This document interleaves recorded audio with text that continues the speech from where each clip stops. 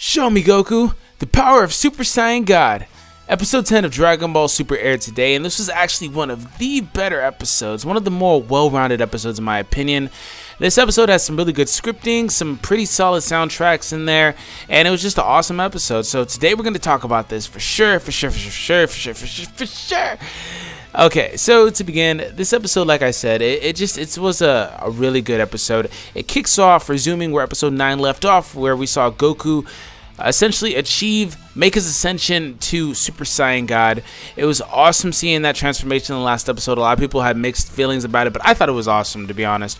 But in this episode, we saw this a little bit in the preview after the last episode. Goku has an adjustment period with his powers here.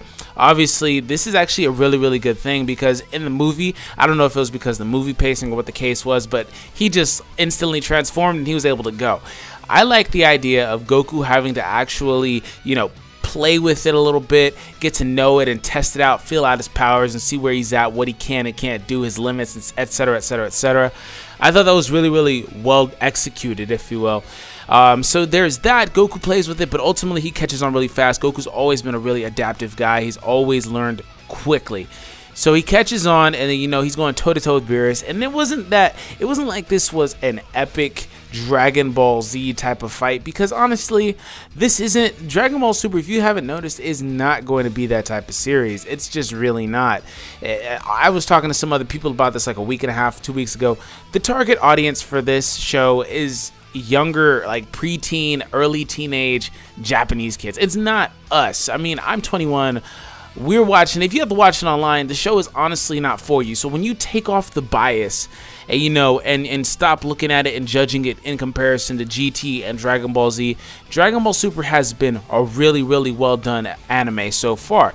I think that I'm just gonna have to do a video on this separately, but I think that this has been a really good anime, and I thought that this was a really good episode because it perfectly portrayed where they want to go with it, and there was more, there was more like advancement in the story. It just was a really good episode, and I don't know how to say it.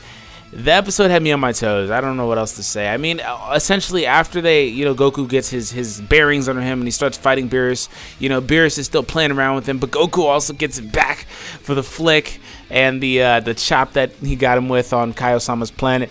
So Goku gets his payback, and there's really not too much else after that. But did anybody else notice how Vegeta was just looking on and just like, he was just watching this fight? And I don't think that happened in the Battle of Gods movie. I need to go back and rewatch that. But Vegeta was paying really close attention. And I think that that's going to be significant. Him watching Goku in that form is going to be significant, because we know he's going to achieve Super Saiyan God in some capacity. Maybe he'll just skip completely to Super Saiyan God, Super Saiyan, but we know he's going to become a god in some capacity. We already know this, so I think that there's some significance in how Vegeta was watching their fight.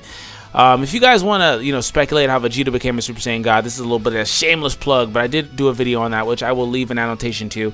But, yeah, he was just watching, and Goku was just like, wow, this is a whole nother level.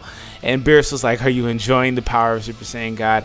I don't know. It's really similar to the movie, and that's how the series has been so far, but it's contrasting from the movie. It's telling the same story, but not 100% verbatim. It's not the exact same, and that's where, a lot of people are judging it and not seeing that the story is ultimately the same thing. It's about the Super Saiyan God right now, but it's different. It's done differently. It's been done different since the first episode.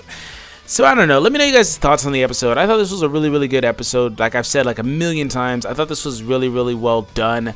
I thought the scripting was really well done. The voice acting was spot on. The animation was spot on, minus a few spots. There was a few spots in there.